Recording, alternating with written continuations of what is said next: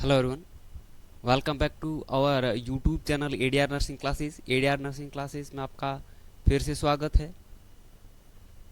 आज अपना टॉपिक रहेगा स्केलेटल सिस्टम। एक बार क्लास को शेयर ज़रूर कर दीजिएगा, अपने साथियों के साथ शेयर ज़रूर कर दीजिए क्लास को जल्दी से, ताकि सभी लोग अपन एक साथ मिल के आज स्केलेटल सिस्टम का तोड़ मरोड़ करेंगे। और जिसने भी इस चैनल को सब्सक्राइब नहीं कर रखा है वो प्लीज़ सब्सक्राइब कर लीजिएगा, क्योंकि सपोर्ट ज़रूरी करें। सपोर्ट के अलावा कुछ भी नहीं होता, क्योंकि हमारा मनोबल है वो कैसे बढ़ेगा? सपोर्ट से। तो शेयर ज़रूर कर दीजिए क्लास को। फिर अपन टॉपिक को स्टार्ट करते हैं, स्केलेटल सिस्टम को।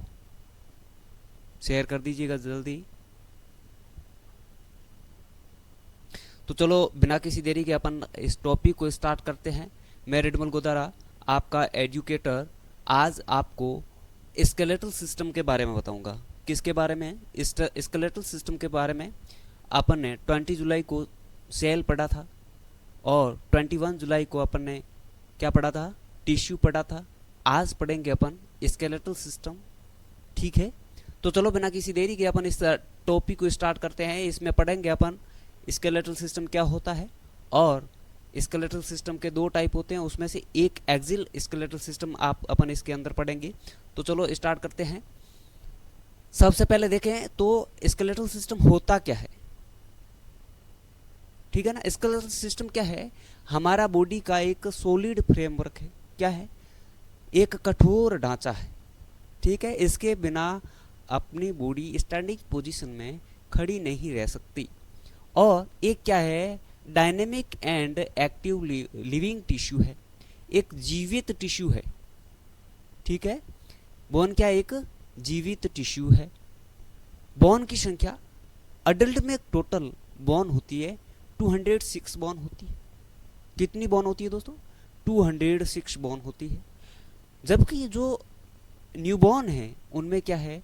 बोन होती है टोटल 270 टू 300, जो बाद में क्या है? फ्यूज होकर आपके कितनी रह जाती है? 206 रह जाती है, जो बाद में क्या है? फ्यूज हो जाती है। फ्यूज होने के बाद कितनी रह जाती है? 206। बल्कि जो न्यूबॉर्न है उनमें एट बर्थ कितनी होती है? 270 टू 300। यदि आपके एग्जाम में क्वेश्चन आ जाए कि न्यूबॉर्न है उनमें टोटल बॉर्न कितनी होती है, तो आपको 270 टू 300 ऑप्शन दिया हुआ हो उसको राइट करना है। यदि डायरेक्ट ऐसा पूछ ले ह्यूमन बॉडी में टोटल बॉर्न कितनी होती है, तो आपको 206 क्लिक करना है। ओके। लोकोमोशन एंड सपोर्ट, जो आपका स्केलेटल सिस्टम है ये क्या करता है? बॉडी को लोकोमोशन एंड सपोर्ट प्रदान करता है, जैसे अपन क्या है? डेली के कार्य कर पाते हैं, ठीक है? जो स्टेबल स्ट्रक्चरल सपोर्ट और फिजिकल मूवमेंट प्रदान करने में हेल्पफुल है। और क्या है? मेटाबॉलिक स्टोरेज, जो अपनी ह्यूमन बॉडी है उनमें क्या है? 99% कैल्शियम एंड फॉस्फोरस का स्टोरेज बोन के अंदर रहता है। 99% कैल्शियम एंड फॉस्फोरस का स्टोरेज बोन के अंदर रहता है, ये नोट कर लीजिएगा, ठीक है ना? प्रोटेक्टिव शील्ड, जो स्केलेटल सिस्टम है वो एक प्रोटेक्टिव शील्ड के रूप में काम करता है। कैसे? अपनी खोपड़ी होगी, ठीक है? जो स्कल बोन है वो क्या मिलके, सभी मिलके क्या है? आपके ब्रेन का प्रोटेक्ट करते हैं, ताकि कोई बाहरी इंजरी से अंदर ब्रेन को कोई नुकसान नहीं पहुंचे। जो आपकी रिब्स है, स्टर्नम है, जो आपका थोरिकिक केग है, ये किसको? लंग्स को और आपके हार्ट को सुरक्षा प्रदान करता है, ताकि कोई बाहरी आघात उन ऑर्गन्स को डैमेज नहीं कर, ठीक है? तो एक ये क्या है? सुरक्षा के रूप में काम करता है, ठीक है ना? और जो आपकी स्पाइनल कोड होगी, इसमें क्या है? वर्टिब्रल कॉलम क्या है? स्पाइनल कोड को सुरक्षा प्रदान करते हैं। नहीं तो क्या है? स्पाइनल कोड तो एक ऐसा है जैसे नेटवर्क के फाइबर वायर कैसे होते हैं, हल्का सा क्रैक हुआ, कनेक्शन गया, तो वैसे वैसे इसमें भी है। यदि वर्टिब्रल कॉलम में स्पाइनल कोड का हल्का सा कुछ गड़बड़ मामला हो गया, एक बाल जितना भी, तो भी आपके कनेक्शन डिस्कनेक्ट हो सकते हैं। और की पॉइंट एक नोट कर लें कि बोन टिश्यू हमेशा इनर्ट नहीं होते, बोन टिश्यू मर्त टिश्यू नहीं होते। क्योंकि इनमें क्या है, कंटिन्यूस कैल्शियम का टर्नओवर और रीमॉडलिंग चलती रहती है। बॉन्ड की हमेशा रीमॉडलिंग चलती रहती है, ठीक है ना, नए कैल्शियम चैनल आते रहते हैं और कैल्शियम बाहर निकलता रहता है, ठीक है। और जो 3 सेल होती है बॉन्ड की, आगे पढ़ेंगे अपन, इनके द्वारा क्या है, बॉन्ड कंटिन्यू में रीमॉडलिंग का काम चलता रहता है, ठीक है। कंस्ट्रक्शन का काम बॉन्ड में कंटिन्यू चलता रहता है, ठीक है ना। तो ये चीज़ नोट कर लीजिएगा, एग्जाम की दृष्टि से इम्पोर्टेंट है, ठीक है, एग्जाम की दृष्टि से इम्पोर्टेंट है। अब इस इमेज को देखिए, ये बॉन्ड टाइप अपन आगे देखेंगे, पर इसमें आप इमेज देख लीजिए। जो आप बॉन्ड टाइप होती है फ्लैट बॉन्ड, ठीक है। फ्लैट बॉन्ड कैसी होती है, जो आपकी स्कल की है ये आपकी फ्लैट बॉन्ड में आएगी। शॉर्ट बॉन्ड जो आपने इन जॉइंट के बीच में पाई जाती है, ये क्या है, शॉर्ट बॉन्ड हो जाती है। और लॉन्ग बॉन्ड जैसे टिबिया फिबुला और ये हो गया आपका फीमर, ठीक है, ये क्या है, लॉन्ग बॉन्ड, ठीक है। इनको वेट बीरिंग बॉन्ड भी बोला जाता है, ठीक है। तो ये लॉन्ग बॉन्ड हो गई। इरेगुलर जैसे अपने वर्टिब्रल कॉलम हो गए, ये क्या है, इरेगुलर प्रकार के हैं, ठीक है। ये अपना देख लें, स्ट्रक्चर आगे अपन टाइप पढ़ेंगे, उसमें ये स्ट्रक्चर आप यहाँ से देख लें इमेज में। सीसेमोइड बॉन्ड, ठीक है, शीशेमोइड बॉन्ड, पटेल आपका क्या है, शीशेमोइड बॉन्ड है। तो चलो आगे देखते हैं अपन स्ट्रक्चर डिवीजन। स्केलेटल सिस्टम है वो 2 डिवीजन के अंदर बांटा रहता है, एक है एक्सियल स्केलेटल सिस्टम और दूसरा है अपेंडिकुलर स्केलेटल सिस्टम। जो एक्सियल स्केलेटल सिस्टम है वो क्या, जो आपका स्कल है और स्कल से एसोसिएट जो बॉन है वो आपके एक्सियल स्केलेटल सिस्टम में आएगी। और वर्टिब्रल कॉलम, जो वर्टिब्रा के कॉलम है वो आपके एक्सियल स्केलेटल सिस्टम के अंदर आएगा। और थोरेकिक केग, जो थोरेकिक केग है वो भी आपके एक्सियल स्केलेटल सिस्टम के अंदर आएगा। इनमें टोटल है वो बॉन कितनी होती है, 80 बॉन होती है। कितनी होती है, 80 बॉन। नोट कर लीजिएगा कि एक्सियल स्केलेटल सिस्टम में टोटल कितनी बॉन होती है, तो दोस्तों 80 बॉन होती है। कितनी, 80 बॉन। जो 80 बॉन है वो कौन सी होती है, जो स्कल एंड एसोसिएट बॉन है उसमें 29 बॉन होती है। कितनी होती है, 29। और इसमें जो है ऑडियोमेट्री ओसिकल्स एंड हायोइड बॉन शामिल है, ठीक है। और वर्टिब्रल कॉलम में है टोटल कितनी होती है, 26, ठीक है। और जो थोरेकिक केग है इसमें क्या है, आपके 24 तो रिब्स हो गई और एक है जो आपकी स्टर्नम बॉन हो गई, ठीक है ना। तो ये टोटल कितनी होगी, 80 बॉन। तो याद रखिए कि एक्सियल स्केलेटल सिस्टम में टोटल 80 बॉन होती है। और सेकंड नंबर का है आपका अपेंडिकुलर स्केलेटल सिस्टम, इसमें क्या है, 126 बॉन होती है। कितनी होती है दोस्तों, 126 बॉन, ओके। इनमें कौन सा आता है, जो आपका पेक्टोरियल ग्रेड है। पेक्टोरियल ग्रेड में कौन सी है, जो क्लेविकल और स्कैपुले है। स्कैपुला जो बॉन है, 2 स्कैपुला हो गई, 2 आपके क्लेविकल बॉन होगी जिसे कॉलर बॉन बोलते हैं, ठीक है। तो ये टोटल 4 हो गई। और जो अपर एक्सट्रीमिटी है, आपके दोनों हाथ हो गई, 30 बॉन इसमें, 30 बॉन इसमें, टोटल अपर लिम्स में 60 बॉन हो गई। और जो पेल्विक ग्रिड है जिसमें आपके 2 हिप बॉन्स हो गई, इनमें क्या है, कोगिक्सियल बॉन जो सेंट्रल स्टर्नम जो सैक्रम है उसे जोड़ते हैं, ठीक है। और लोअर एक्सट्रीमिटीज में भी ईच लेग 30 बॉन पाई जाती है, तो 60 बॉन ये हो गई। आपके टोटल 60 और 2 और 4 टोटल हो गई 126। जो आपका एक्सियल अपेंडिकुलर स्केलेटल सिस्टम है इसमें आपके 126 बॉन हो गई, नोट कर लीजिएगा। और एक की पॉइंट नोट जरूर करिएगा, जो आपकी शोल्डर ग्रिड है वो क्या है, हमारे अपन अगले पार्ट के अंदर शोल्डर ग्रिड क्या होता है वो अच्छे से इमेज के अंदर देखेंगे, तो यह नोट जरूर कर लीजिएगा। जो शोल्डर ग्रिड है वो हमारे एक्सियल स्केलेटल जो सिस्टम है उससे केवल स्टर्नोक्लेविकुलर जॉइंट है उससे जुड़ा रहता है, आर्टिकुलेट होता है या कनेक्ट होता है, ओके, ओनली स्टर्नोक्लेविकुलर जॉइंट से, ठीक है ना।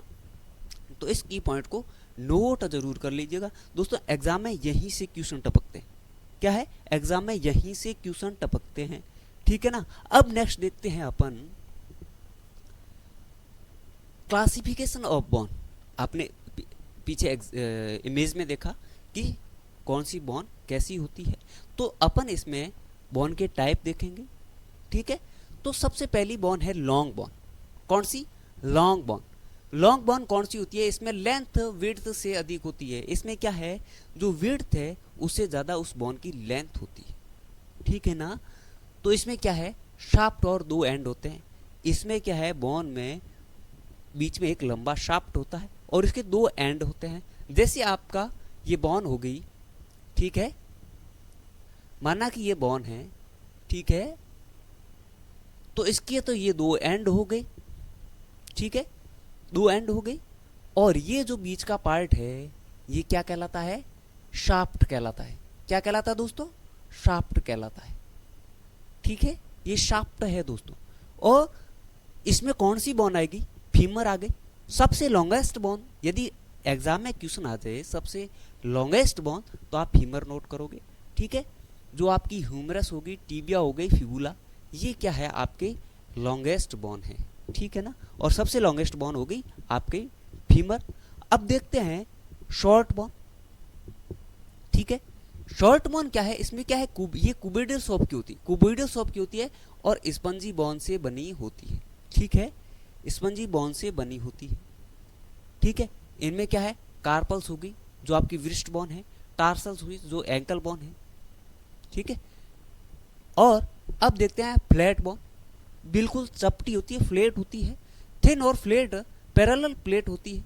इनमें क्या है, इंटरनल ऑर्गन को शेफ्टी प्रदान करती है, ये इंटरनल ऑर्गन को शेफ्टी प्रदान करती है। जैसे आपके क्या हो गई, रिप्स हो गई, स्टर्नम हो गई और क्रेनियल बोन हो गई, फ्रंटल और पेरिटल जो क्रेनियल बोन हो गई, ये क्या है, फ्लैट होती है दोस्तों। क्या होती है? फ्लैट होती है, ठीक है।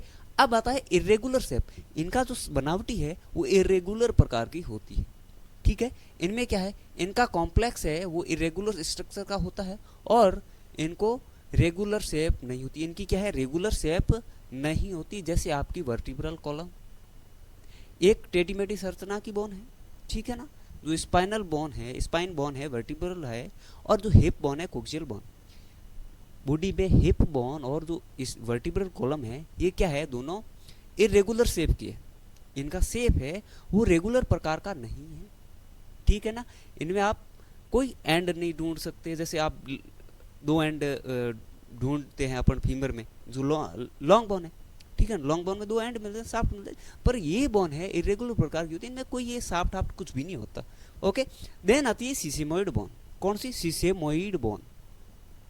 ये क्या है, बोन जॉइंट के टेंडन के अंदर डेवलप होती है ताकि फ्रिक्शन कम हो सके।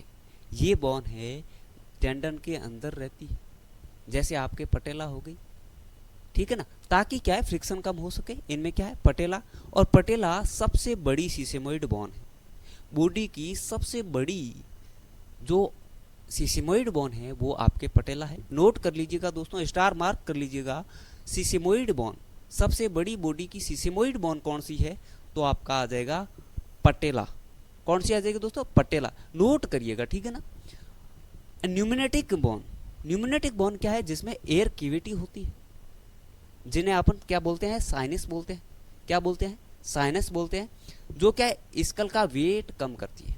ये दोस्तों क्यों होती है ऐसी? क्योंकि आपका थोबड़ा तो बनाएगी ना, बोन ही बनाएगी। स्ट्रक्चर कौन? बोन बनाती है। यदि ये पूरी हार्ड स्पंजी नहीं हो, कठोर हो, इनमें कोई कैविटी नहीं हो, तो क्या है, सिर का वेट बहुत ज्यादा हो जाएगा, ठीक है ना। तो इस वेट को कम करने के लिए इनमें क्या है, साइनस एयर कैविटी होती है, और क्या है, अंदर स्पंजी होती है। जैसे आपने ये देखी जो आपके शॉर्ट बोन है, इनमें क्या है, स्पंजी स्ट्रक्चर पाई जाती है। खोखली बोन के अंदर क्या है, स्पंजी पाई जाती है, जालीनुमा स्ट्रक्चर पाई जाती है, जिससे क्या है, बोन का वेट है बहुत कम हो, ठीक है ना, और हार्ड रहे पर वेट कम हो, ओके। और अपन देखते हैं इसमें कौन सी है, आपकी मैग्जिला हो गई, स्फेनेड बोन होगी, इथमोइड होगी और फ्रंटल बोन होगी। इनमें क्या है, एयर कैविटी पाई जाती है, जिन्हें अपन क्या बोलते हैं, साइनस बोलते हैं, ठीक है ना। अब देखते हैं नेक्स्ट अपन microscopic bone anatomy and cell. जो बोन है इनमें 3 प्रकार की सेल का काम होता है। क्या है? 3 प्रकार की सेल का काम होता है। कौन सी? नोट जरूर करिए, इसमें से एक क्वेश्चन बिल्कुल आता है। कौन सा? सबसे पहली बोन है जो आपका ओस्टियोब्लास्ट। कौन सी है? ओस्टियोब्लास्ट, जिसको क्या बोलते हैं? ओस्टियोब्लास्ट को, ओस्टियोब्लास्ट को क्या बोलते हैं? Bone forming cell. यदि एग्जाम में क्वेश्चन आ जाए बोन फॉर्मिंग सेल कौन सी है, तो आप नोट करोगे, लिखोगे उसमें ओस्टियोब्लास्ट। क्या लिखोगे दोस्तों? ओस्टियोब्लास्ट, ठीक है ना। और ये सेल क्या है? बोन मैट्रिक्स का निर्माण, सिंथेसिस करती है, और इन्हें ये काम करने के लिए स्टिमुलेट कौन करता है? कैल्सिटोनिन स्टिमुलेट करता है। कौन सा करता है? कैल्सिटोनिन।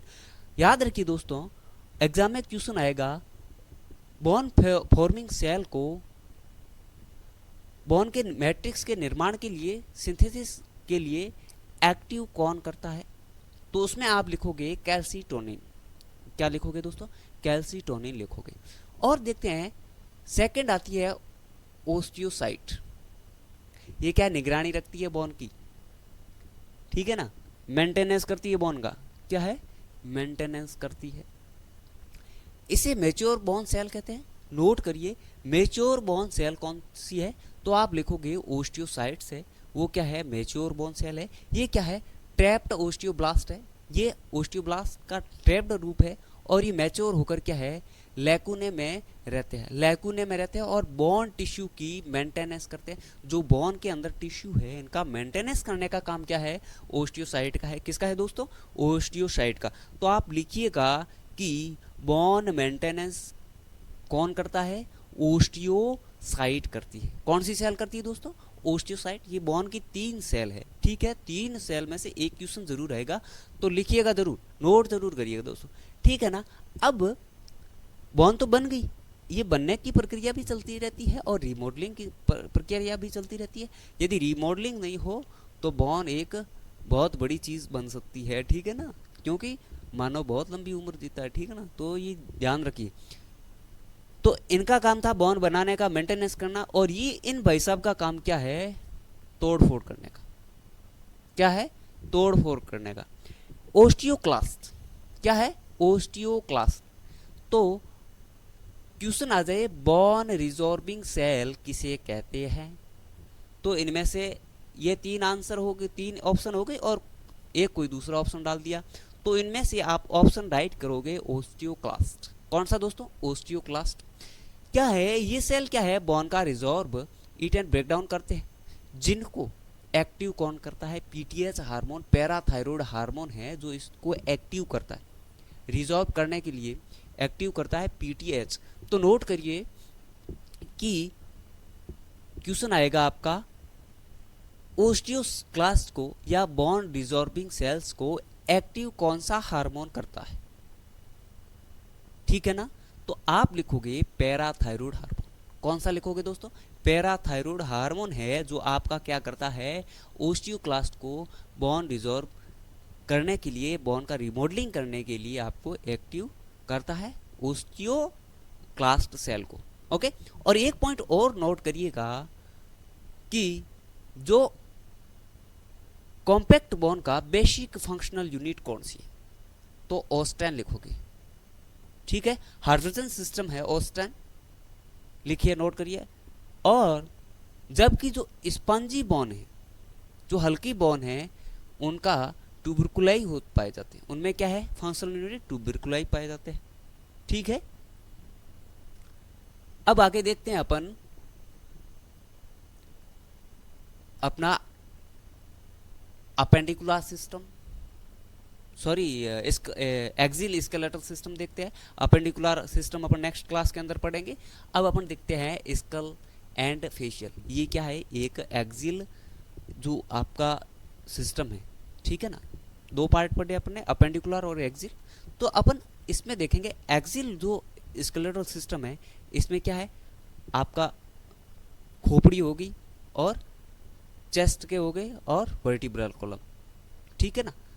तो इसमें देखेंगे जो आपका स्कल और फेशियल बोन है, ये क्या होती है, कौन सी होती है। हमारे हेड या स्कल में ईयर ओसिकल को छोड़कर कुल 22 बोन होती है। जो ईयर ओसिकल्स को, ये सपोर्टिंग ईयर ओसिकल छोड़ दें तो क्या कितनी बोन होती है? 22 होती है। और जो क्रेनियम वॉल्ट है उसमें क्या है? 8 बोन होती है। जो क्रेनियम वॉल्ट है उसमें क्या है? 8 बोन होती है। कौन सी होती है? फ्रंटल, पैरिटल, टेम्पोरल, ठीक है, ऑक्सीपिटल और स्फिनोइड और एथेमोइड बोन होती है। और जो फेशियल स्केलेटल है, फेशियल में कितनी होती है, 14 बोन होती है, 2 nasal bone, lacrimal bone, maxillary bone और जाइगोमेटिक और पैलेटिन और इंफीरियर कॉन्की और वोमर और मैंडिबल। ओके। और जो मेडिबल जो स्कल है, इनके जॉइंट में ओनली फॉर एकमात्र बोन है जो क्या है, मूवेबल बोन होती है। नोट करिए, यहां से क्वेश्चन हमेशा आता है कि जो स्केलेटन सिस्टम है, इनमें मूवेबल जॉइंट कौन सा है या मूवेबल बोन कौन सी है, तो आपका मैंडिबल आएगा, ठीक है। और ये क्या है, टीएमजे जॉइंट, टीएमजे, ठीक है, टीएमजे जॉइंट से बनती है, ये टीएमजे जॉइंट बनाती है, ठीक है ना, क्या बनाती है, टीएमजे जॉइंट बनाती है। कौन सा टीएमजे जॉइंट, ये टीएमजे जॉइंट होता है। और ये आपकी मंडिबल बोन है।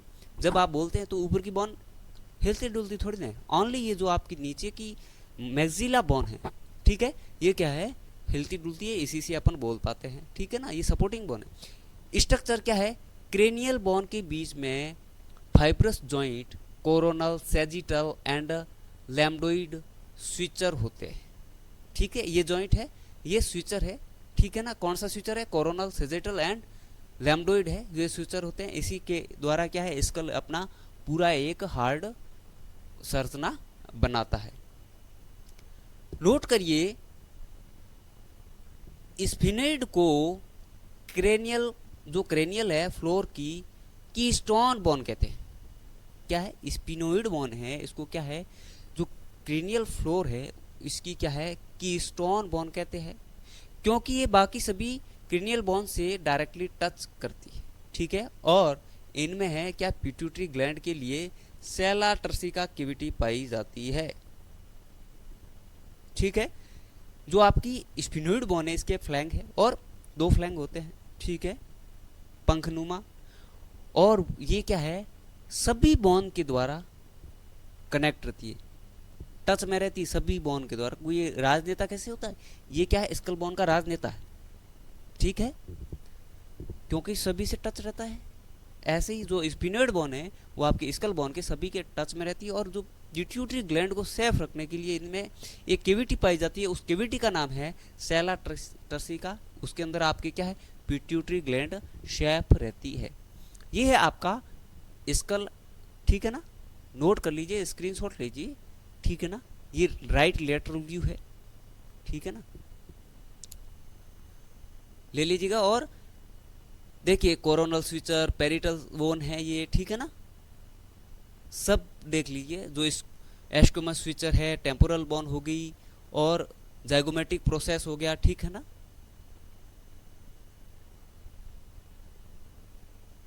अब देखते हैं अपन नेक्स्ट, ले लिया स्क्रीनशॉट इसका।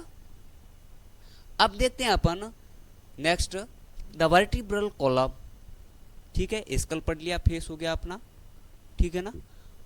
अब देखते हैं वर्टिब्रल कॉलम, आपकी स्पाइनल कॉर्ड को, ठीक है, स्पाइनल कॉर्ड जहां तक जाती है ना, उसको वर्टिब्रल कॉलम होते हैं, वो एक सुरक्षा के रूप में प्रदान करते हैं। उसमें क्या है, वर्टिब्रल कॉलम में एज के साथ जो स्ट्रक्चर है डिफरेंस पाए जाते हैं, क्योंकि आपने देखा होगा जो छोटी अवस्था में 33 बोन पाई जाती है, कितनी, 33 पाई जाती है, ठीक है ना। और अडल्ट में 26 पाई जाती है, क्योंकि कुछ बोन है वो आपस में फ्यूज होके सिंगल बोन बन जाती है। अब देखते हैं इनमें, आप ये नोट करिएगा, जो क्रेनियल नर्व, जो क्रेनियल वर्टिब्रा है वो क्या है, C1 to C7 तक है। और जो थोरेकिक है वो T1 to T12 है। और लंबार है L1 to L5 है। और सैक्रम है और कोकिक्स है, ठीक है। तो इन्हें नोट करिएगा, जो C1 से C7 है वो क्या है, नेक रीजन में कुल 7 वर्टिब्राई पाई जाती है, ठीक है। ये हो गई C1 to C7 तक, ठीक है, आपकी यहाँ तक, ठीक है। और थोरेकिक है T1 to 12, mid back region में 12 वर्टिब्राई जो रिब्स से जुड़ते हैं, ठीक है। ये होगी आपके 12 थोरेकिक, ओके। और लंबार L1 to L5, ठीक है, इसमें टोटल 5 होती है और इसे क्या कहते हैं, वेट बीरिंग वर्टिब्रा कहते हैं। वेट बीरिंग वर्टिब्रा है वो आपके L1 to L5 है, ठीक है। ये होगी L1 to L5, ठीक है, lumbar L1 to L5। Then आता है आपका सैक्रम। चाइल्डहुड में ये 5 सेगमेंट में होते हैं और जो बाद में फ्यूज होके अडल्ट में एक बन जाता है, ठीक है ना। छोटी अवस्था में क्या है, चाइल्डहुड में आपके 5 सेगमेंट पाए जाते हैं, बाद में क्या है ये फ्यूज होकर एक हो जाता है। ये देखो बाद में क्या है, ये 5 है, बाद में फ्यूज होके एक सिंगल में बन गई, ठीक है। और कोकिक्स ये 4 स्मॉल बोन होती है, फ्यूज होकर अडल्ट में एक रहता है। जो है आपका कोकिक्स है, पीली टेल दिख रही है, ये आपका कोकिक्स है, ठीक है, पीली बोन दिख रही है आपका कोकिक्स है। और ये क्या है, बाद में सिंगल होके एक कॉलम के अंदर, एक बोन के अंदर बन जाती है। ये है आपका स्पाइनल या बोले तो अपन वर्टिब्रल कॉलम, ठीक है। और चाइल्डहुड में टोटल 33 वर्टिब्राई होती है, जबकि जो अडल्ट में फ्यूज होकर 26 ही रह जाती है। नोट कर लीजिएगा, आपको एग्जाम में क्वेश्चन कैसे आएगा कि चाइल्डहुड में या न्यूबॉर्न में टोटल कितनी वर्टिब्रल कॉलम होती है। वहाँ आपको 26 दे रखा होगा, 33 दे रखा होगा, आपने क्लिक कर दिया 26, आपका आंसर गलत हो गया, क्योंकि वहाँ फ्यूज बॉन नहीं होती, अलग अलग होती है, जो बाद में धीरे धीरे फ्यूज होती है। चाइल्डहुड जैसे ही बच्चा चाइल्डहुड एज पार करता है तो ये बॉन क्या है, धीरे धीरे फ्यूज हो जाती है और सिंगल सिंगल बॉन में जुड़ जाती है, ठीक है ना। जो 5 है वो भी सिंगल हो गई, तो सैक्रम टोटल 5 पाई जाती है, तो वो बाद में फ्यूज होकर एक रहेगी। और जो आपकी कोकिक्स है वो 4 स्मॉल बॉन में होती है, बाद में रहेगी एक, ठीक है ना। तो आपको चाइल्डहुड में पूछा जाए तो 33 करना है, और अडल्ट में पूछा जाए या ओनली सीधा पूछा जाए कितनी बॉन होती तो आपको 26 लिखना है, ठीक है। अब नेक्स्ट देखते हैं अपन जो आपका थोरेकिक केग है, ठीक है। थोरेकिक केग देखते हैं। थोरेकिक केग में क्या है, जो थोरैक्स स्ट्रक्चर है इसमें टोटल 25 बॉन पाई जाती है। कितनी, 25, नोट करिए 25 बॉन पाई जाती है। इनमें क्या है, चेस्ट इसमें एंटीरियरली एक फ्लैट बॉन होती है, जिसे अपन क्या है स्टर्नम या ब्रेस्ट बॉन बोलते हैं। नोट करिए, एग्जाम में क्वेश्चन आएगा दोस्तों, नोट करिए कि ब्रेस्ट बॉन किसे कहते हैं, तो स्टर्नम को कहते हैं। ऐसे नहीं कि भैया ब्रेस्ट तो यहाँ होते हैं, रिब्स होगी आपकी, रिब्स लेके बैठती है तो आपकी कौन सी होगी ब्रेस्ट बॉन, रिब्स होगी, नहीं। जो स्टर्नम है उसको ब्रेस्ट बॉन बोला गया है, ठीक है। ब्रेस्ट बॉन किसको बोला गया है, स्टर्नम को। और टोटली 24 होती है, वो क्या है, रिब्स होती है 12 पेयर में। कितनी, 12 पेयर में क्या होती है आपकी रिब्स पाई जाती है।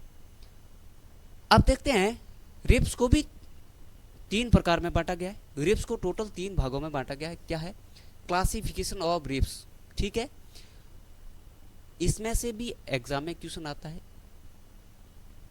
कुछ होती है ट्रू बोन्स, जो true ribs, false ribs and floating ribs, ठीक है।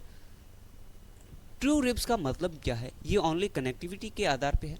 जो ट्रू रिब्स है ये क्या है, डायरेक्टली स्टर्नम के कार्टिलेज से कोस्टल कार्टिलेज के द्वारा जुड़ी रहती है। कौन से, कोस्टल कार्टिलेज के द्वारा। जो कोस्टल कार्टिलेज है उसके द्वारा क्या है, जो आपकी ट्रू रिब्स है वो स्टर्नम के साथ कनेक्ट रहती है। और जो फॉल्स रिब है वो स्टर्नम से डायरेक्ट जुड़ती नहीं है, जबकि जो 7th रिब के कार्टिलेज है उससे अटैच रहती है। जो इसका ट्रू का 7th पेयर है उसे क्या है, जो आपकी 8 to 10 रिब्स है, जो फॉल्स रिब्स है वो इसके 7th वाले पेयर से, उसके कार्टिलेज से कनेक्ट रहती है। और जो फ्लोटिंग रिब्स है वो कौन सी होती है, 11 to 12 पेयर, जो क्या एंटीरियर तो फ्री रहती है और बैक में क्या है, प्रोटेक्ट करती है किडनी को, ठीक है। बैक में आपके किडनी को प्रोटेक्ट करती है। और इस एक स्टार पॉइंट को नोट करिएगा, ठीक है। स्टार पॉइंट को नोट करिएगा। स्टर्नम के 3 मेजर पार्ट होते हैं। जो आपकी स्टर्नम बोन है, ब्रेस्ट बोन है, इसके 3 मेजर पार्ट होते हैं। ठीक है, नोट करिएगा, जो अपर का है उसको मैनिब्रियम बोलते हैं, बीच का है उसको बॉडी बोलते हैं, और नीचे का जो पार्ट है उसको बोलते हैं जायफोइड प्रोसेस। क्या बोलते हैं? जायफोइड प्रोसेस। तो सीपीआर देते समय क्या है, जायफोइड प्रोसेस लैंडमार्क का ध्यान रखा जाता है ताकि लीवर इंजरी नहीं हो। जब आप पेशेंट की सीपीआर देते हैं तब आपका हैंड का प्लेसमेंट कहाँ होना चाहिए? जायफोइड प्रोसेस से ऊपर होना चाहिए, जायफोइड प्रोसेस पे नहीं होना चाहिए, क्योंकि जायफोइड प्रोसेस के जस्ट पास में क्या होता है, लीवर। ऐसा नहीं हो कि आपने लीवर को भी डैमेज कर दिया, लीवर की इंजरी कर दी, तो पेशेंट को ऑलरेडी आपने और ज़्यादा सीरियस कर दिया। ठीक है ना, तो इनको याद ध्यान रखिए। जो स्टर्नम बोन होती है उसका ऊपर का पार्ट है वो मैनिब्रियम है, और मिडिल का पार्ट है उसे बॉडी बोलते हैं, और जो लोअर पार्ट है उसको जायफोइड प्रोसेस बोलते हैं। ओके, नोट कर लिया दोस्तों, आपने नोट कर लिया। अब नेक्स्ट देखते हैं, ये क्या था आपका जो एक्सिल स्केलेटल सिस्टम था, जिसमें स्कल और उसके जो एसोसिएट बोन थी वो, और आपकी वर्टिब्रा और थोरेकिक केक, ये क्या है, अब एक्सिल स्केलेटल सिस्टम में ये बोन आती है, और जो रिमेनिंग बोन है वो आपके अपेंडिकुलर स्केलेटल सिस्टम में आ जाएगी। ठीक है, अब देखते हैं the bone marrow, the bone remodelling cycle. जो बोन का रिमॉडलिंग साइकिल कैसे होता है, बोन का रिमॉडलिंग साइकिल कैसे होता है, तो इसमें 5 स्टेज चलती है। ठीक है, जो बोन को मेंटेन करने में 5 सीक्वेंस में 5 स्टेज में काम चलता है। सबसे पहला है वो एक्टिवेशन है। क्या है दोस्तों? एक्टिवेशन है। सबसे पहला कौन सा है? एक्टिवेशन। कौन सा है दोस्तों? एक्टिवेशन। इसमें क्या है, जो ओस्टियोक्लास्ट है माइक्रो डैमेज साइट पर रिसर्किट होते हैं। ठीक है, और दूसरा है रिजॉर्प्शन। इसमें ओस्टियोक्लास्ट है बोन मिनरल को ब्रेक डाउन एंड डिसॉल्व करते हैं। ठीक है, और तीसरा है रिवर्सल। कौन सा है? रिवर्सल। इसमें क्या एटन कैविटी क्लीन होती है और ओस्टियोब्लास्ट को सिग्नल मिलता है। ओस्टियोब्लास्ट क्या है, यहाँ से अपना काम स्टार्ट करते हैं। और क्या है? फॉर्मेशन। इसमें क्या ओस्टियोब्लास्ट उस साइड पर नया ऑर्गेनिक जो ओस्टाइड मैट्रिक्स है उसको बिछाते हैं। और देन क्या होता है? मिनरलाइजेशन। कैल्शियम एंड फॉस्फेट का डिपोजिट होता है और बोन डेंसिटी को बढ़ाने का काम करते हैं। ठीक है, इसमें सबसे पहले है एक्टिवेशन का, दूसरा है रिजॉर्प्शन का, देन है reversal and formation and mineralisation. इसी माध्यम से क्या है, एक बोन हार्ड बोन बनती है। और ये साइकिल कितना चलता है? ये साइकिल कितना चलता है? तो ये साइकिल चलता है आपका 4 to 6 मंथ। ठीक है, ये साइकिल टोटल 4 to 6 मंथ तक चलता है। ठीक है, ये साइकिल 4 to 6 मंथ तक चलता है। एक साइकिल ये कितने मंथ तक चलता है? 4 to 6 मंथ। इसीलिए बोन टूट जाती है उस टाइम अपन को 4 to 6 मंथ रेस्ट करनी होती है, ताकि बोन की रिसाइकलिंग के साथ बोन का पूरा एकदम डेंसिटी के साथ बोन जुड़ जाए। ओके, और रीमॉडलिंग रेगुलेशन में ये साइकिल लगभग 4 से 6 मंथ चलता है, कंप्लीट होता है। और जो कैल्सिटोनिन है जो डिपोजिटर का काम करता है, ठीक है ना, और पीटीएस है जो क्या है आपके कंट्रोल करता है किसको? रिजर्व को। ये हार्मोन है वो एक्टिव करते हैं वो सेल्स को। ठीक है, रिजॉल्व करवाने के लिए और बोन को मेंटेन करने के लिए, बोन बनाने के लिए। ठीक है ना, अब नेक्स्ट देखते हैं अपन हेमेटोपोइसिस। क्या देखते हैं? हेमेटोपोइसिस पाथवे इन बोन मैरो। हेमेटोपोइसिस का मतलब है बोन से ब्लड सेल्स का निर्माण। ठीक है, ब्लड सेल से वो आपके बोन मैरो बनाता है। कौन बनाता है? बोन मैरो बनाता है। ठीक है, जो मैच्योर सेल है वो 5 स्टेज में बनती है। 5 स्टेज में ब्लड मैच्योर सेल बनती है, जो आपकी WBC, RBC एंड प्लेटलेट होती है। उनको बनाने का काम कौन करता है? बोन मैरो करता है, ठीक है ना। जो बोन के अंदर होता है बोन मैरो करता है, ठीक है ना। जो स्टेम सेल है, क्या है? स्टेम सेल है वो क्या है? प्यूरिपोटेंट हेमोसाइटोब्लास्ट एक्टिवेशन है, स्टेम सेल एक्टिवेट हुई, ठीक है। देन क्या है? कमिटमेंट, कमिटमेंट होता है। म्यूलोइड एंड लिम्फो, जो लिम्फोइड है वो प्रोग्नेटर पाथवे डिसीजन करते हैं और कमिटमेंट करते हैं, स्टिमुलेट करवाते हैं, ठीक है। ईपीओ है सिग्नल सीक्वेंस और लिग्ने होता है, ठीक है। देन क्या है? मैच्योरेशन होता है, ठीक है। न्यूक्लियस लूज होकर आपके मैच्योर सेल बनाना शुरू करते हैं। इनमें क्या है? जो सेल के केंद्रक है वो रिलीज हो जाते हैं, निकल जाते हैं बाहर और ये मैच्योर सेल बना देते हैं, ताकि क्या है? और जो हीमोग्लोबिन है वो उस सेल के साथ ज़्यादा अटैच हो। फिफ्थ में क्या है? रिलीज होती है mature RBC WBC platelet direct circulation में आते हैं, ठीक है। ये 5 स्टेज है, इनके द्वारा क्या है? एक मैच्योर सेल ब्लड में सर्कुलेट होती है। सबसे पहले स्टेम सेल, देन कमिटमेंट होता है और स्टिमुलेशन होता है, मैच्योरेशन होता है, और जो आपकी 3 सेल है डब्ल्यूबीसी प्लेटलेट और आरबीसी वो सीधे ब्लड सर्कुलेशन के अंदर आ जाती है। नोट करिएगा, एक्टिव रेड बोन मैरो हमारी फ्लैट बोन, नोट करिए, active red bone marrow, red bone marrow, flat bone, sternum, iliac crust और लॉन्ग बोन के एंड पर पाया जाता है, ठीक है। और एक और पॉइंट नोट करिएगा कि बोन मैरो एस्पिरेशन बायोप्सी के लिए जो इलियक क्रस्ट सबसे कॉमन और सेफ क्लिनिकल साइट है।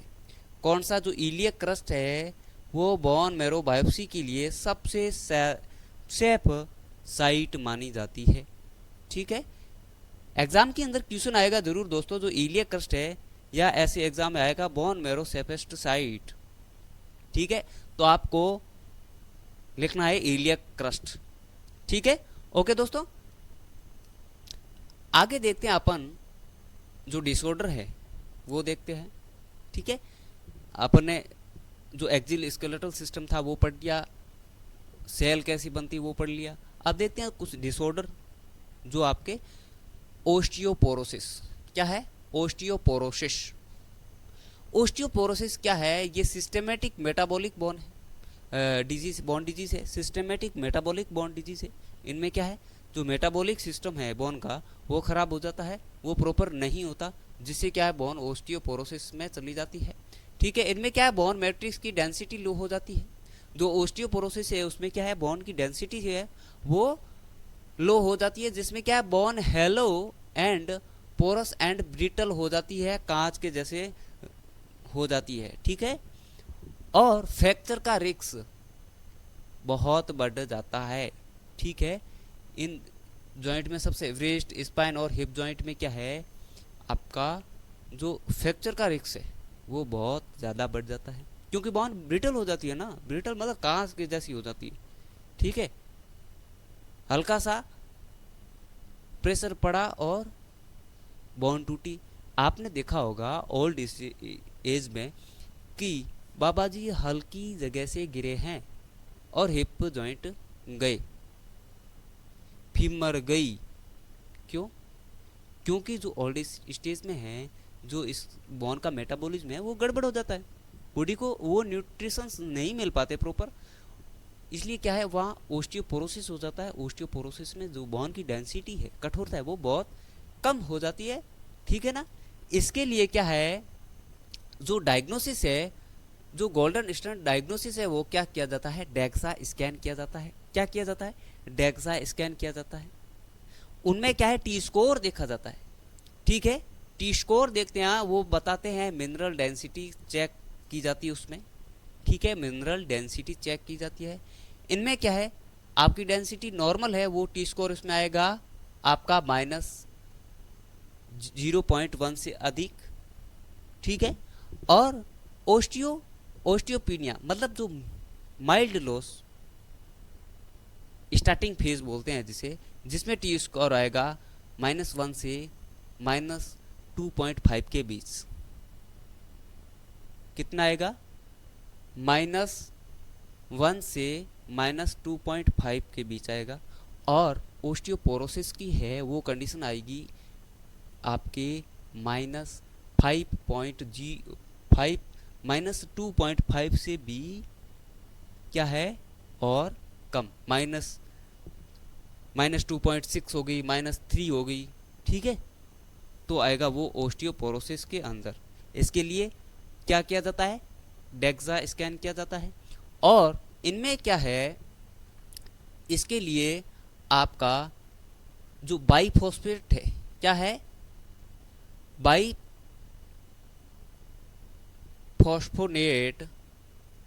बाइफॉस्फोनेट क्या है, इसके लिए यूज किया जाता है ट्रीटमेंट के लिए, जिसको क्या है एलेंड्रोनेट कहा जाता है, ठीक है। ये इसके मैनेजमेंट के लिए किया जाता है, जो अर्ली स्टेज में यदि कर लिया जाए तो ओल्ड एज में क्या है, ये फ्रैक्चर की रिस्क कम की जा सकती है, ठीक है।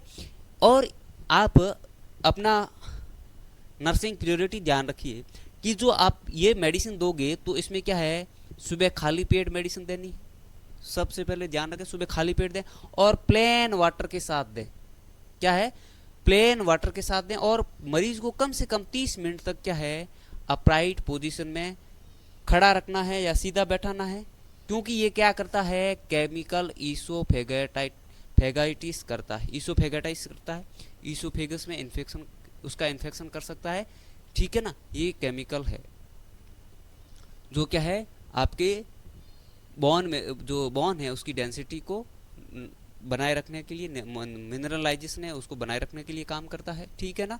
इसमें क्या है, आपको पेशेंट को प्लेन वाटर के साथ और सबसे पहले खाली स्टमक के साथ ये आपको मेडिसिन देनी होती है, क्योंकि ये मेडिसिन क्या है, आपके ईसोफेगस में इरिटेट करके वहाँ इन्फेक्शन कर सकती है, ठीक है ना।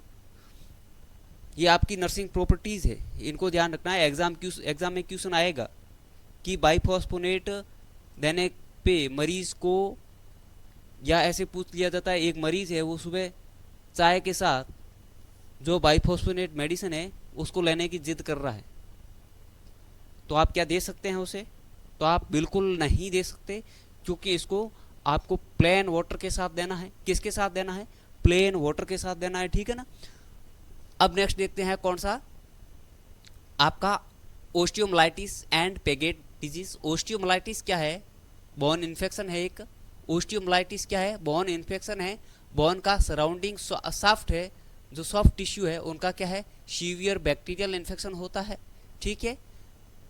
और इसका कॉमन कोज क्या है, स्टेफाइलोकोकस एयूरस है, ठीक है ना। सिम्टम क्या होगा इसका, हाई ग्रेड फीवर होगा दोस्तों, हाई ग्रेड फीवर होगा, सीवियर लोकलाइज्ड पेन होगा, बोन में पेन होगा, टेंडरनेस होगी और रेडनेस होगा। इसका ट्रीटमेंट क्या है, 4 to 6 वीक क्या है, हैवी आईवी एंटीबायोटिक थेरेपी दी जाती है थ्रू पीआईसीसी लाइन के थ्रू, ठीक है ना। पीआईसीसी लाइन के थ्रू आपको हैवी एंटीबायोटिक चलानी है 4 to 6 वीक के अंदर, ठीक है ना। और जो पेगेट्स डिजीज है इसमें क्या है, आपका बोन रिमॉडलिंग का हाईली डिऑर्गेनाइज्ड और एबनॉर्मल, इनमें क्या है, डिसऑर्डर है।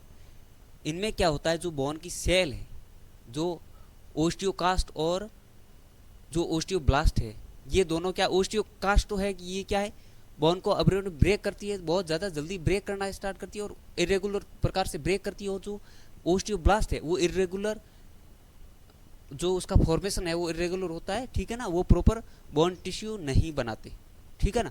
जैसे क्या है, बोन की डेंसिटी, जो बोन है वो उसकी डेंसिटी कम हो जाती है। और बोन क्या है, जैसे माना कि ये फीमर बोन है, ये फीमर बोन ऐसे मुड़ जाएगी, ठीक है। आपने देखा होगा किसी बच्चों की बोन को, आपकी बोन ऐसे, दोनों फीमर बोन ऐसे दिखेगी आपको, कैसे दिखेगी, ऐसे इस प्रकार की, माना कि ऊपर हिप जॉइंट है, ये लेग ऐसे मुड़े हुए दिखेंगे, ठीक है। उनमें वो क्या होती है, पेगेट्स डिजीज होती है, ठीक है ना। पैथोलॉजी क्या है, इसमें ओस्टियोक्लास्ट एबनॉर्मल रेट से बोन ब्रेक करते हैं, और जो ओस्टियोब्लास्ट है बिना रेगुलर अलाइनमेंट के बोन टिश्यू बना देते हैं, ठीक है। जिसमें क्या है, bowing leg, weight bearing bone क्या है, टेढ़ी मेढ़ी मुड़ जाती है। जो वेट बेरिंग बोन क्या है, फीमर है, जैसे आपकी ये मुड़ जाती है टेढ़ी मेढ़ी। इनमें लैब टेस्ट करवाया जाता है, तो क्या है, जो एएलपी है वो आपका एबनॉर्मल मिलेगा, और जो आपका कैल्शियम और फॉस्फोरस है ये नॉर्मल मिलेंगे, ठीक है ना। ये होगी आपकी ओस्टियोब्लाइटिस एंड पेगेट्स डिजीज। अब देखते हैं अपन आपका स्पाइनल डिफॉर्मिटीज, जो स्पाइनल है उसकी ऑबनॉर्मल कर्व देखे होंगे आपने, ठीक है ना, किस कोई पीछे की तरह झुका है, कोई आगे की तरह झुका है, कोई टेढ़ा झुका है, वो क्या है, स्पाइनल कोड की डिफॉर्मिटीज है। क्या है, स्पाइनल कोड है उसकी डिफॉर्मिटी है, ठीक है। इसमें क्या होगा आपका काइफोसिस, लॉर्डोसिस एंड जो स्क्लोसिस है वो होगा, ठीक है। काइफोसिस में क्या होगा, कुबड़ अपन बोलते हैं, कुबड़। इसमें क्या है, थोरकिक स्पाइन है वो एक्सग्रेट पोस्टीरियर पीछे की तरफ कर्व हो जाती है। ओस्टियोपोरोसिस से होने से क्या है, वर्टिब्रल कोलैप्स, जो कोलैप्स है के कारण ओल्ड एज में वुमेन में बहुत कॉमन देखा गया। वर्टिब्रल जो कोलैप्स है के कारण क्या है, ओल्ड एज में ये वुमेन में बहुत ज़्यादा देखा गया है। इसमें क्या है, जो स्पाइन कोड है वो पीछे की तरफ चली जाती है, और इसका उल्टा होता है लॉर्डोसिस में। इसमें क्या है, आगे की तरफ कर्व हो जाता है, ठीक है, आगे की तरफ कर्व हो जाती है, ठीक है। ये इसका उल्टा है। इसमें स्पाइनल कोड क्या है, ऐसे ज़्यादा पीछे हो जाती है, और इसमें क्या है, स्पाइनल कोड आगे की तरफ झुक जाती है, और इसमें क्या है, स्पाइनल कोड तिरछी हो जाती है, एक साइड या तो इस साइड झुक जाएगी या इस साइड झुक जाएगी, ठीक है। तो इसमें क्या है, स्क्लोसिस लेटरल स्पाइनल कर्व हो जाएगा, ठीक है ना। इसमें क्या है, एस शेप या सी शेप, ठीक है, हो जाएगी। और इसके लिए आपको स्क्रीनिंग टेस्ट करना होता है, वो कौन सा है, आडम्स फॉरवर्ड बैंड टेस्ट, ठीक है। आडम्स फॉरवर्ड बैंड टेस्ट किया जाता है, नोट कर लीजिए। स्क्लोसिस को स्क्रीनिंग करने के लिए कौन सा टेस्ट किया जाता है, आपका एडम्स फॉरवर्ड बैंड टेस्ट किया जाता है। ये आपका स्पाइनल कोड की डिफॉर्मिटीज हो गई, ठीक है। अब देखते हैं इस टॉपिक से रिलेटेड अपन एमसीक्यू जो एग्जाम में हर बार टपकते हैं, ठीक है ना। आई होप जो आपने थ्योरी पढ़ी वो आपको समझ में आ गई होगी। अब देखते हैं इस सेशन में अपन जो एमसीक्यू है वो देखेंगे। सबसे पहला क्या है एमसीक्यू, बोरिंग तो नहीं हो रहे दोस्तों, ऐसे नहीं कि कंटिन्यू बकता ही जा रहा है, बोर नहीं होना, पानी यानी पी लीजिए, फिर अपन एमसीक्यू को देखते हैं, ठीक है ना। रिलैक्स मोड हो जाइए, फिर अपन एमसीक्यू को आगे कंटिन्यू करते हैं, ठीक है ना।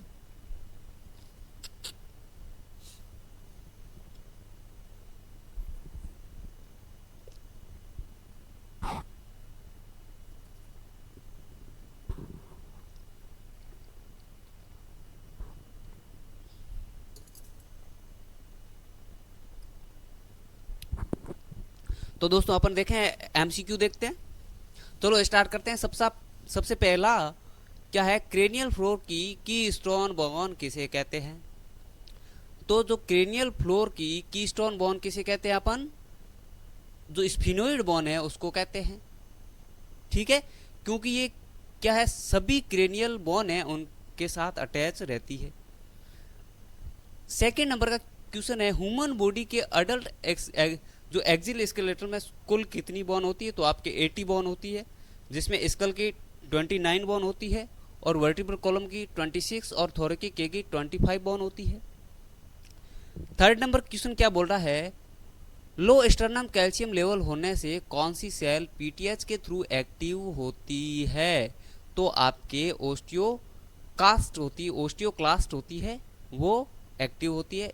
जो आपकी पैराथायरॉइड हार्मोन है वो क्या है, ओस्टियोक्लास्ट को बोन रिजॉर्प्शन के लिए, ब्रेक डाउन करने के लिए आपके स्टिमुलेट करता है। और फोर्थ नंबर का क्वेश्चन है, ह्यूमन बॉडी में पाई जाने वाली सबसे बड़ी सीसेमोइड बोन क्या है, आपकी पटेला है, ठीक है ना, जिसे अपन नी कैप भी बोलते हैं, ठीक है। ये क्या है, ह्यूमन बॉडी की सबसे बड़ी सीसेमोइड बोन है, कौन सी, पटेला, ठीक है, जो आपके टेंडन के अंदर डेवलप होती है। 5 नंबर क्वेश्चन क्या है, C1 क्रेनियल वर्टिब्रा 1 को कॉमन लैंग्वेज या साइंस में क्या कहा जाता है, क्या कहा जाता है, एटलस कहा जाता है। क्या बोला जाता है, एटलस, ठीक है। इसका कोई वर्टिब्रल बॉडी या जो स्फिनस प्रोसेस नहीं होता, और ऑक्सीपिटल जो कैंडेलस है उसको कैरी करती है, जो ऑक्सीपिटल कैंडेलस है उसको कैरी करती है। कौन करती है? जो C1 वर्टिब्रा है वो। 6 नंबर का क्वेश्चन क्या है? स्कल वॉल्ट की कौन सी सिग्नल जो single bone active skeletal movement को शो करती है? तो आपकी आ गई मंडिबल, ठीक है, जो आपका क्या है? टीएमजे जॉइंट बनाती है। कौन सा जॉइंट बनाती है? टीएमजे, टेम्पेरो मैंडिबुलर जॉइंट, ठीक है, जो आपकी ये जॉइंट है टेम्पोरो मैंडिबुलर जॉइंट है, ठीक है ना, ये आपकी मंडिबल बोन है, ठीक है ना। रिब्स कैग, जो रिब्स कैग है वो 8th 9th और 10th पेयर है, उनको क्या कहते हैं? क्या कहते हैं? फाल्स रिब्स कहते हैं। जो क्या है? 7th नंबर की ट्रू, जो आपका 7th नंबर का ट्रू वर्टिब्रा है उससे, उसके कार्टिलेज से अटैच रहते हैं, ठीक है, उसके कार्टिलेज से अटैच रहते हैं, ठीक है ना। अब देखते हैं चाइल्डहुड एज में कितनी वर्टिबल जो वर्टिबल सेगमेंट्स फ्यूज होकर अडल्ट में सिग्नल सेक्रम बनाते हैं। तो कितना आएगा? 5। जो 5 सेगमेंट होते हैं वो आप बाद में क्या है? सिंगल एक बोन में कन्वर्ट हो जाते हैं, ठीक है। अब नेक्स्ट देखते हैं 9th नंबर का क्वेश्चन क्या बोल रहा है? पिट्यूटरी ग्लैंड को सिक्योर रखने वाली कैविटी शैला टर्सिका किस बोन पर होती है? किस बोन पे होती है? जो आपके जो स्कल है उनकी सारी बोन के साथ कनेक्ट रहती है, वो बोन कौन सी है? स्फिनोइड बोन, ठीक है। कौन सी है दोस्तों? Sphenoid bone. कौन सी है? स्फिनोइड बोन है, ठीक है। कौन सी है? स्फिनोइड बोन, ठीक है। अब देखते हैं ओस्टियोपोरोसिस चेक करने के लिए स्पेसिफिक बोन डेंसिटी टेस्ट कौन सा है? तो आप लिखोगे डेक्सा टेस्ट। क्या है? डेक्सा टेस्ट है, ठीक है। इसमें क्या है? मिनरल डेंसिटी चेक की जाती है, ठीक है ना।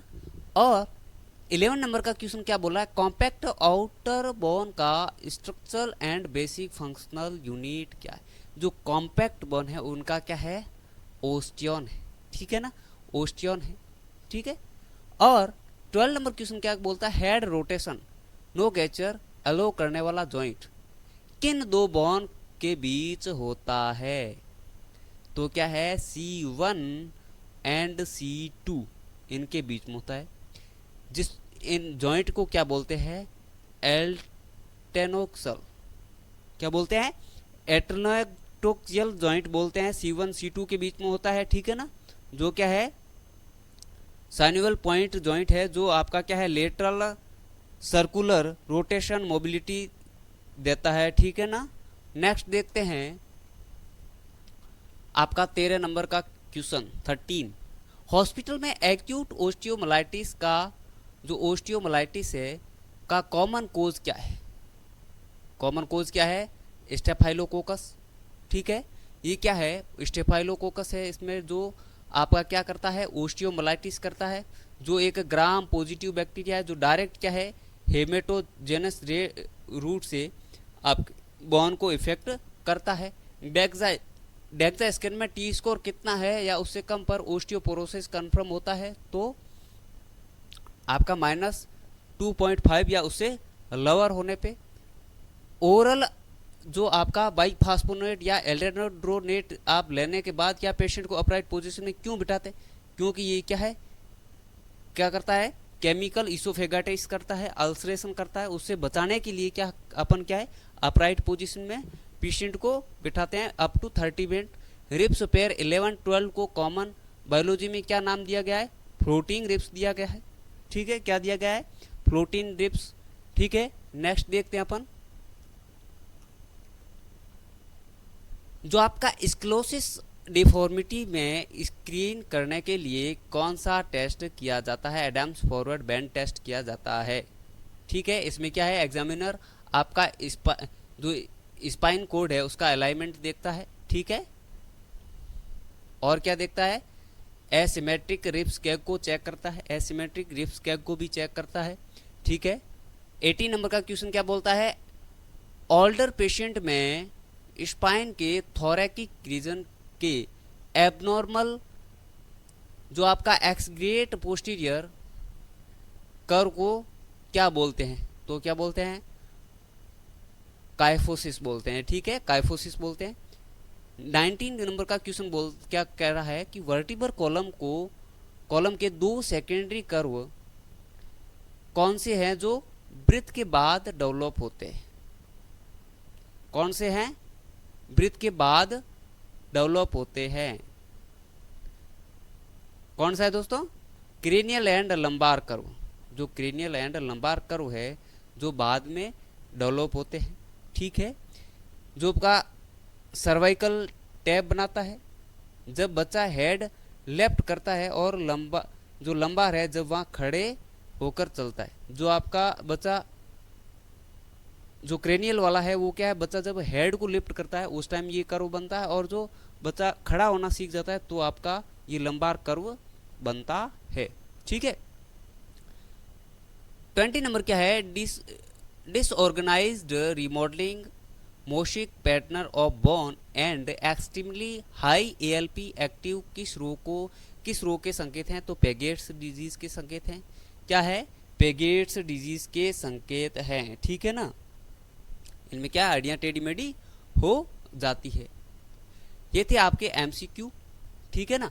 अब नेक्स्ट देखते हैं अपन आपका सिनेरियो बेस्ड क्वेश्चन। क्या देखते हैं? सिनेरियो, वो आपके ऑप्शनल क्वेश्चन थे, ठीक है ना, जिनके डायरेक्ट आंसर है।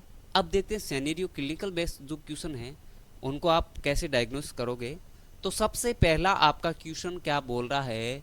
एक मरीज आपका ओपी पेशेंट है जो फीमर फ्रैक्चर वाले मरीज को अचानक क्या है, एक मरीज है जिसका क्या है फीमर फ्रैक्चर है, उसको क्या अचानक डिस्पनिया, टैकिपनिया और चेस्ट पेन और स्मॉल पैटिचाई दिखते हैं, लाल चकते दिखते हैं। तो इमीडिएट सस्पेंशन क्या होगा?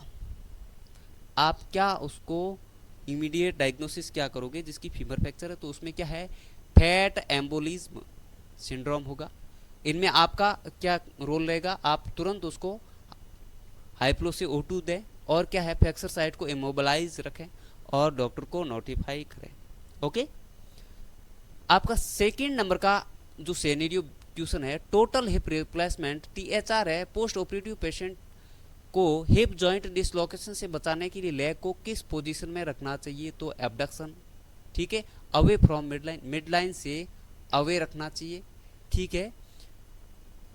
लेग को एबडक्शन जो आप पिलो यूज करें उसके एबडक्शन रखने के लिए पिलो यूज करें, और हिप फ्लेक्शन को 90 डिग्री से ज़्यादा न होने दें, 90 डिग्री से ज़्यादा न होने दें, ठीक है। थर्ड नंबर का सिनेरियो बेस्ड क्वेश्चन क्या है? स्केलेटल ट्रक्शन वाले लेग फ्रैक्चर पेशेंट को सीवियर पेन, पेल स्किन और फुट में जो आपकी अब्सेंट डोर्सल पेडिस्पल्स है वो आपके अब्सेंट है, क्या सस्पेक्टेड रिस्क होगी? क्या होगी? Compartment syndrome. क्या होगा? Compartment syndrome. इसमें क्या होता है? इमिडिएटली आपको न्यूरोवास्कुलर चेक करें। याद रखें क्या अफेक्टेड लिम्ब को हार्ट लेवल से ऊपर एलिवेटेड नहीं करना चाहिए। जो अफेक्टेड लेग है उसको आपके सुपाइन पोजीशन में या जो भी पोजीशन है उसमें हार्ट लेवल से पाँव को ऊपर नहीं करना है। फोर्थ नंबर का क्या है? एक पोस्ट मिनोपोजल फीमेल पेशेंट की डेक्सा स्कैन रिपोर्ट में टी स्कोर -2.8 आता है, तो इसका नर्सिंग इंटरप्रिटेशन क्या होगा? तो इसका होगा सीवियर ओस्टियोपोरोसिस, ठीक है, क्योंकि जो डेक्सा स्कैन आ गया, ठीक है, तो इसमें क्या होगा? ओस्टियोपोरोसिस होगा, ठीक है ना। इसमें क्या है? मरीज को प्रिवेंट करना है फाल से, ठीक है, मरीज नीचे नहीं गिर जाए और कैल्शियम प्लस विटामिन D3 के सप्लीमेंट देने हैं, ठीक है। और मरीज को बोलना है कि उठते बैठते ध्यान रखें और वेट लिफ्ट नहीं करें, क्योंकि वेट लिफ्ट करते वक्त आपके फ्रैक्चर होने की संभावनाएं ज़्यादा है, ठीक है। आगे देखते हैं CPR जो कंप्रेशन है उसके दौरान जायफुर प्रोसेस टूटने से लीवर इंजरी हो सकती है। इसे टालने के लिए करेक्ट हैंड कंप्रेशन एरिया कौन सा होगा? इंपॉर्टेंट पॉइंट है, नोट कर लिए। क्या है? Lower half of sternum body, not xiphoid. Xiphoid process पे आप हैंड को प्रेस नहीं करोगे। क्या है? Lower half of sternum body, जो स्टर्नम की बॉडी है उसे लोअर हाफ में आपको हाथ प्लेस करना है, ठीक है ना। कहाँ करना है? आपके lower half of sternum body, not xiphoid process पे, ठीक है। क्या है, जाइफोइड जॉइंट है उसे कम से कम 2 फिंगर ऊपर स्टर्नम बॉडी पर, जो आपका जाइफोइड प्रोसेस है उससे 2 फिंगर ऊपर आपको आपका प्लेसमेंट करना है। 6 नंबर का क्वेश्चन क्या बोल रहा है, ओस्टियोपोरोसिस का मरीज मॉर्निंग क्लिनिकल राउंड्स के समय टी के साथ जो आपका बाइफॉस्फोनेट अल्टरनेट जो एलेंड्रोनेट टैबलेट है को खाने की मांग करता है। एज ए नर्स आपकी क्या इनिशियल टीचिंग रहेगी, ठीक है। तो आप क्या बोलोगे मरीज को, मेडिसिन को केवल क्या है, खाली पेट प्लेन वाटर के साथ ही लेना है, ठीक है। उसको टी के साथ नहीं देना है, उसको खाली पेट ही देना है, ठीक है। और मरीज को क्या है, अपराइट पोजीशन में बिठाना है, क्योंकि जो आपका टी, कॉफ़ी और जूस है ये एब्जॉर्प्शन को इंटरफेयर करते हैं, इनके एब्जॉर्प्शन को कम कर देते हैं, ठीक है ना। 7 नंबर का सिनेरियो क्वेश्चन क्या बोल रहा है आपका, open femoral osteomyelitis discharge patient home care में पीआईसीसी लाइन से कंटिन्यूस एंटीबायोटिक लेने वाला है, आप होम केयर में क्या इंस्ट्रक्शन देंगे। तो उसको आप strict aseptic technique for PCC hub care, जो आपका पीसीसी हब केयर है उसको आप कंटिन्यूस साफ हाथों को यूज करने के लिए बोलेंगे, ऐसे नहीं गंदे हाथ ही टच कर ले, ठीक है। आप दे तो रहे हो उसको एंटीबायोटिक, उसके साथ इन्फेक्शन और टिका रहे हो, ठीक है। आप कनेक्ट या डिस्कनेक्ट करते समय स्टाइल प्रोटेक्शन फॉलो करें और इंसर्शन साइट पर रेडनेस या डिस्चार्ज असेस करें। जो आपकी पीसीसी लाइन है, ठीक है, उस पर ध्यान रखें, पेशेंट को बोलें या पेशेंट के अटेंडर को बोलें कि या उसके आसपास यदि कोई डिस्चार्ज या रेडनेस दिखे तो तुरंत डॉक्टर से कांटेक्ट करें, तुरंत हॉस्पिटल आ जाएं, क्योंकि वो एक इन्फेक्शन होना स्टार्ट हो गया है वहाँ, ठीक है ना। तो ये आपकी नर्सिंग प्रायोरिटी है, इनको आपको ध्यान में ज़रूर रखना है, ठीक है। हाई स्कूल स्क्रीनिंग के दौरान एक टीनेज लड़की के शोल्डर लाइन यूनिकल दिखते हैं, ठीक है, और बैंड होने पर रिब्स जो हम पे नज़र आता है, तो क्या कंडीशन होगी, उसको बोलेंगे अपन स्क्लेरोसिस बोलते हैं, lateral spine division lateral side या एसआई या सी शेप में आपका जो स्पाइन कोड है वो बदल रहा है, जो क्या है, एक स्पाइनल कोड की डिफॉर्मिटी है, ठीक है। अब देखते हैं 9th नंबर का सिनेरियो, एक पेशेंट 3rd ट्राइमेस्टर, एक जो फीमेल प्रेग्नेंट पेशेंट है 3rd ट्राइमेस्टर में लोअर बैक है पेन की कंप्लेन करती है, बैकएक की कंप्लेन करती है, स्पाइन की किस कंपनसेंट्री चेंज के कारण ये पेन होता है। तो आप इसको कंपनसेंट्री लॉर्डोसिस बोलोगे, क्या बोलोगे, कंपनसेंट्री लॉर्डोसिस। क्या है, यूट्रस साइज की, जो यूट्रस होता है उसकी साइड जो साइज है बढ़ती है, ठीक है, सेंट्रल ऑफ ग्रेविटी शिफ्ट हो जाता है। पेशेंट को लो हील शू और बैक जो टाइट बैक सपोर्ट है उसकी लाइट बैक सपोर्ट की सलाह दें, ठीक है, मरीज को लाइट बैक की सपोर्ट की सलाह दें, और जो हील वाले शूज है या सैंडल है वो फीमेल को अवॉइड करें पहनने के लिए, ओके।